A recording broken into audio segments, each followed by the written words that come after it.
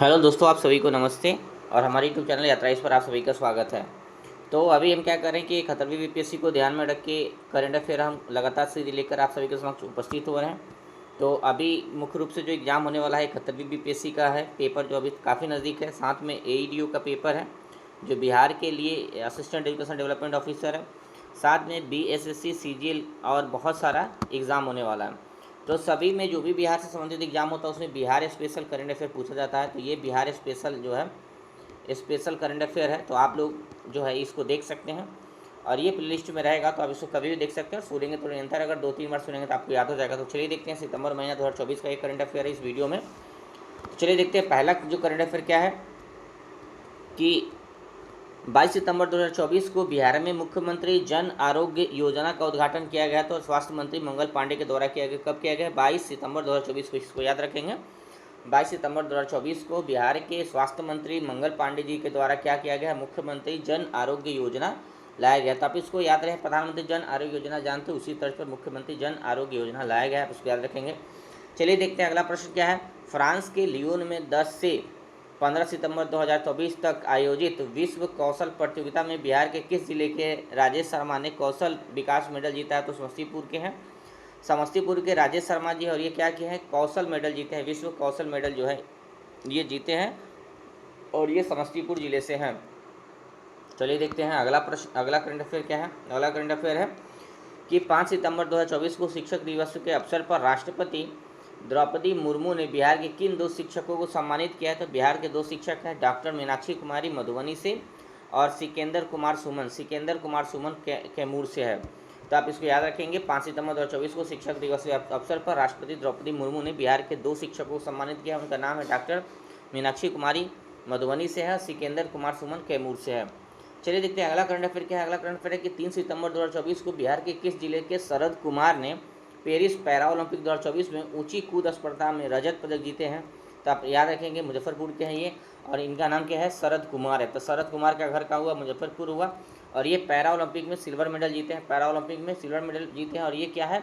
ऊँची कूद प्रतियोगिता में जीते हैं। तो इसको भी याद रखेंगे, ऊँची कूद प्रतियोगिता में ये सिल्वर मेडल जीते हैं। चलिए देखते हैं अगला करंट अफेयर क्या है। राज्य के मखाना, लीची, आम सहित अन्य कृषि उत्पादों के लिए कहाँ कृषि एवं प्रसंस्कृत खाद्य उत्पाद निर्यात विकास प्राधिकरण एपीडा का कार्यालय खुलेगा? तो पटना के मीठापुर में। तो आप देखेंगे कि राज्य के मखाना, लीची, आम सहित अन्य कृषि उत्पादों के लिए कृषि प्रसंस्कृत खाद्य उत्पाद निर्यात विकास प्राधिकरण एपीडा का जो कार्यालय खुला जा रहा है। तो अपेडा जो है देखेंगे कि इसका कार्यालय खोला जा रहा है। और अपेडा मुख्य रूप से जो है कृषि जो भी निर्यात हम करते हैं तो कृषिगत निर्यात करने के लिए जिम्मेवार जो है भारत की एक एजेंसी है। तो आप इसको भी याद रखेंगे अपेडा के बारे में। और अपेडा देखें कि अपेडा के यहाँ कार्यालय खुलने से, बिहार में कार्यालय खुलने से क्या होगा कि बिहार का निर्यात जो कृषिगत निर्यात है उसको जरूर बढ़ावा मिलेगा।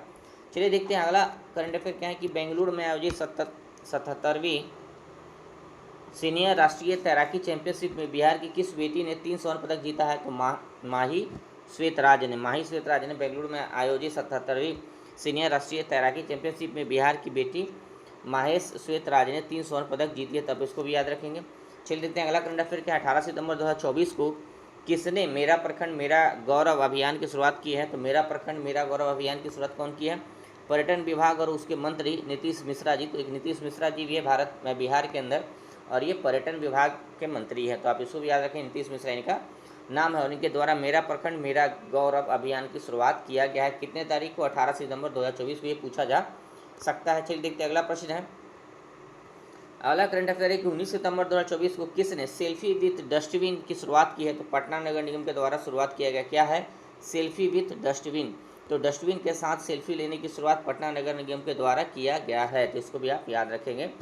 किसके तर्ज पर बिहार में जीविका हाट खोला जाएगा? तो दिल्ली हाट के तर्ज पर जीविका हाट खोला जाएगा। तो जीविका के बारे में आप लोग जानते हैं, जीविका से आजीविका तक एक योजना चल रही है विश्व बैंक की सहायता से बिहार के अंदर।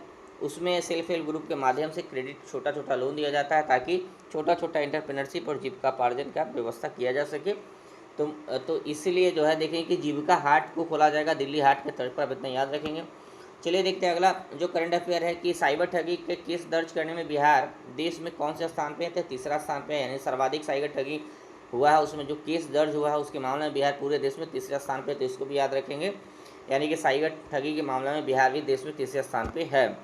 अगला करंट अफेयर क्या है कि मुख्यमंत्री नीतीश कुमार के अनुसार बिहार में प्रत्येक कितने किलोमीटर पर एयरपोर्ट बनाया जाएगा, तो 200 किलोमीटर पे एयरपोर्ट का निर्माण किया जाएगा। तो नीतीश कुमार जी क्या कर रहे हैं कि एयरपोर्ट का निर्माण प्रत्येक 200 किलोमीटर पे कर रहे हैं। तो एक आप लोगों के लिए एक जो है टास्क है कि पूरे देश का आम नागरिक टैग के साथ एक योजना की शुरुआत की गई थी, उड़ान। आप इसको बताएंगे, उड़ान योजना के बारे में पढ़ लेंगे गूगल से, इसको याद रखना जरूरी है। चलिए देखते हैं अगला प्रश्न क्या है। अगला करंट अफेयर है कि बिहार के किन 3 स्टेशनों पर हाई स्पीड रेल का ठहराव प्रस्तावित है? पटना, गया और बक्सर। तो बिहार की ये 3 स्टेशन है, पटना, गया और बक्सर। यहाँ हाई स्पीड रेल का ठहराव है, हाई स्पीड रेल का ठहराव प्रस्तावित किया गया है। आगे देखते हैं, बिहार में नए कानून के तहत सजा दिलाने वाले देश का पहला जिला कौन बना है? तो सारण जिला। तो बिहार में नए कानून के तहत सजा दिलाने वाला देश का पहला जिला कौन बना है? तो सारण बना है, इसको याद रखेंगे। चलिए आगे देखते हैं, अगला प्रश्न क्या है। अगला करंट अफेयर है कि सितंबर 2024 में जारी बिहार विकास मिशन 2024 रिपोर्ट के अनुसार कौन सा जिला राज्य में अव्वल है? तो अररिया जिला राज्य में अव्वल रहा है। अररिया जिला जो है राज्य में अव्वल रहा है, तो इसको भी याद रखेंगे। शहरी विकास मिशन 2024 की रिपोर्ट के अनुसार अररिया जिला राज्य में अव्वल रहा है। चलिए आगे देखते हैं, अगला प्रश्न। 13 सितंबर 2024 को ग्रामीण कार्य मंत्री अशोक चौधरी ने कहा सूफी महोत्सव 2024 का उद्घाटन किया है? तो काको जहानाबाद में। तो सूफी महोत्सव का उद्घाटन कहाँ हुआ? सूफी महोत्सव कहाँ हुआ है? काको जहानाबाद में हुआ है। और इसके उद्घाटनकर्ता कौन थे? तो ग्रामीण विकास जो है ग्रामीण कार्य मंत्री अशोक चौधरी जी थे, तो इसको भी याद रखेंगे। चलिए देखते हैं, अगला करंट अफेयर क्या है कि 13 सितंबर 2024 को केंद्रीय जो वाणिज्य मंत्री पीयूष गोयल ने कहाँ बिहार इन्वेस्टर मीट का उद्घाटन किया है? तो मुंबई के अंदर। तो पीयूष गोयल हैं, पहले इसको याद रखेंगे कि केंद्रीय वाणिज्य मंत्री और बिहार इन्वेस्टर मीट जो मुंबई में हुआ था उसका उद्घाटन किया है, तो इसको भी याद रखेंगे। आगे देखते हैं, कहाँ सीमेंट स्टेशन को भारत सरकार ने ए ग्रेड सीमेंट स्टेशन के रूप में, तो पूर्णिया सीमेंट स्टेशन है। तो आप देखेंगे पूर्णिया जो सीमेंट स्टेशन है उसको भारत सरकार द्वारा ए ग्रेड स्टेशन के रूप में वर्गीकृत किया गया, तो आप इसको याद रखेंगे। अगला देखते हैं, अगला करंट अफेयर क्या है।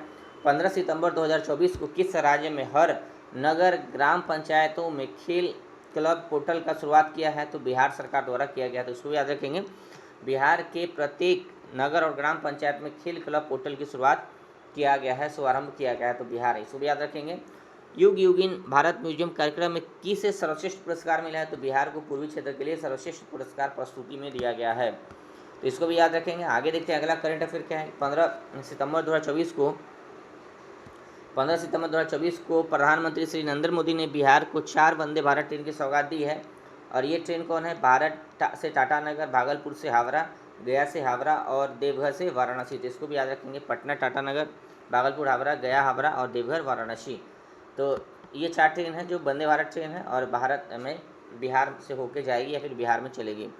चलिए देखते हैं, अगला प्रश्न क्या है कि अगला करंट अफेयर कि अडानी समूह ने बिहार के किस जिले के वारसलीगंज है ये, वारसलीगंज में सीमेंट फैक्ट्री लगाने की घोषणा की है? तो नवादा के जो वारसलीगंज जगह है वहाँ सीमेंट फैक्ट्री लगाया जाएगा। और वारसलीगंज जगह में कौन लगा रहा है? तो अडानी समूह लगा रहा है, तो इसको भी याद रखेंगे। कभी कभी प्रश्न जो है उल्टा घुमा के आ जाता है, तो अडानी समूह द्वारा जो है वारसलीगंज नवादा में एक सीमेंट फैक्ट्री लगाया जाएगा, इसी घोषणा की गई है। आगे देखते हैं, बिहार में साइबर सैंपल जाँच के लिए कहाँ लैब स्थापित किया जाएगा? तो पटना और राजगीर में।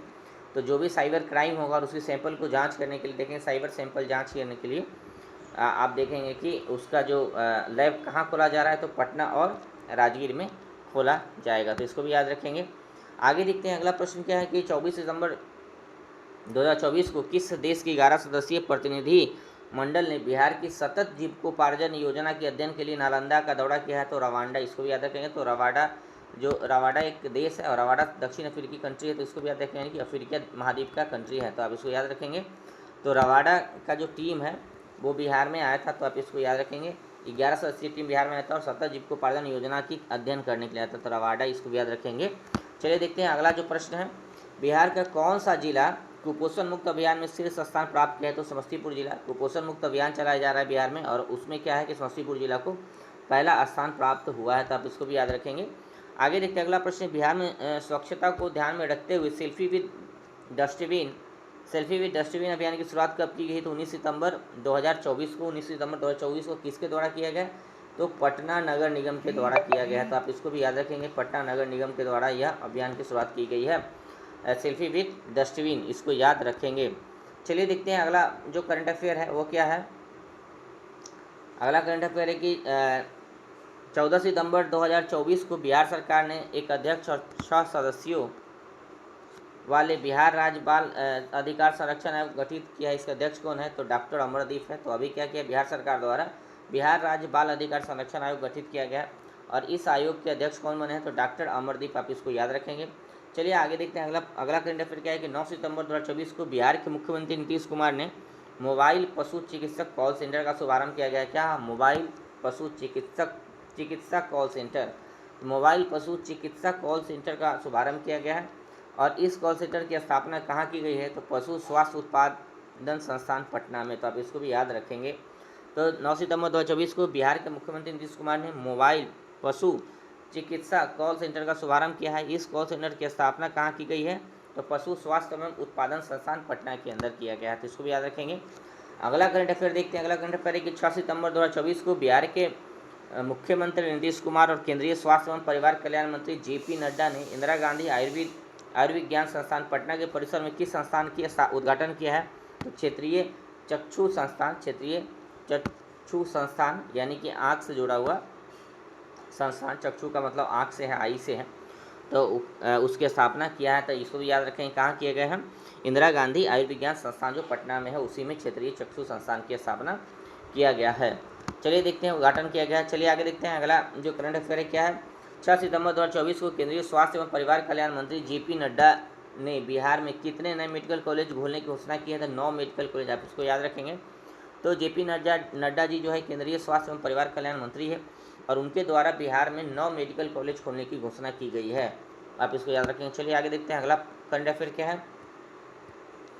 बिहार सरकार के पर्यटन मंत्री नीतीश मिश्रा, आप इसको याद रखेंगे, एकदम पर्यटन मंत्री है ये नीतीश मिश्रा जी है। इन्हें बिहार में हिंदी फिल्म बनाने पर 25% और क्षेत्रीय फिल्म बनाने पर कितनी प्रतिशत सब्सिडी की घोषणा की है? तो 50%।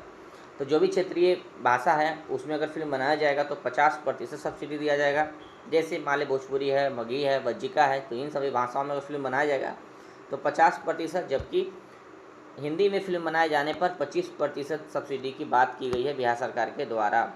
चलिए अगला जो प्रश्न देखते हैं। अगला प्रश्न है कि डाक सेवा से संबंधित mobile app India post payment bank download करने में देश में बिहार कितने स्थान पे है? तो प्रथम स्थान पे है। तो डाक सेवा से संबंधित मोबाइल ऐप है इंडिया पोस्ट पेमेंट बैंक है और इसको डाउनलोड करने में बिहार जो है पूरे देश में पहले स्थान पे था। आप इसको भी याद रखें। चलिए देखते हैं अगला प्रश्न क्या है।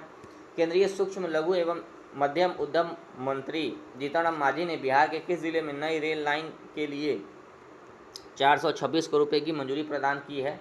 तो गया जिला, इसको भी याद रखें। गया जिला में तो जीतन राम मांझी जी है और इनसे सवाल आ सकता है केंद्रीय भी क्या है? MSME मंत्री है, यानी कि केंद्रीय सूक्ष्म लघु मध्यम उद्यम मंत्री है। तो इसको भी याद रखें। सीधा सीधा प्रश्न आ जाता है BPSC में कि कौन बिहार से कौन जो है केंद्रीय मंत्रिमंडल में शामिल, इस पर सवाल आते रहा है। तो आप इसको याद रखेंगे। और अभी क्या कहते हैं कि नई रेल योजना के लिए इन्होंने रेल लाइन के लिए गया जिला में 426 करोड़ रुपये का मंजूरी प्रदान किए हैं। चलिए आगे देखते हैं। अगला प्रश्न है कि बिहार में अगला जो करंट अफेयर है कि बिहार में महिला एवं बाल विकास निगम द्वारा कितने जिलों में अल्पावास गृह खोले जाने का निर्णय लिया गया? 27 जिलों के अंदर। तो अल्पावास गृह जो है 27 जिलों में खोला जाएगा और इसकी घोषणा कौन किया है? इसका निर्णय कौन लिया है? तो महिला एवं बाल विकास निगम द्वारा लिया गया है। महिला एवं बाल विकास निगम द्वारा लिया गया है। चलिए देखते हैं अगला जो प्रश्न है और अंतिम प्रश्न है इस वीडियो का। बिहार के किस जिले में प्रतिपक्ष मेला 2024 का आयोजन किया गया? तो देखें कि आप प्रतिपक्ष मेला कहाँ लगाया जाता है? तो गया में लगाया जाता है, क्योंकि गया में ही पिंडदान किया जाता है। आप देखें कि पिंडदान जो है फल्गु नदी पे किया जाता है गया में, और गया इसके लिए प्रसिद्ध है पिंडदान के लिए, और वहीं जो है प्रतिपक्ष मेला लगाया जाता है। और इस बार देखेंगे कि जो काशी वाराणसी में जो कॉरिडोर है, काशी कॉरिडोर है, उसी के तर्ज पर इस बार क्या किया गया है कि बोध गया और विष्णुपद मंदिर में भी कॉरिडोर बनाने की घोषणा किया गया है। तो विष्णुपद मंदिर और विष्णुपद मंदिर और बोध गया के बीच जो है कॉरिडोर का निर्माण किया जाएगा, और इसकी घोषणा प्रधानमंत्री मोदी जी द्वारा भी किया गया और इसका चर्चा बजट में भी है। तो ये हमारा आज का वीडियो था। Thank you for watching. Subscribe my channel, share. Thank you.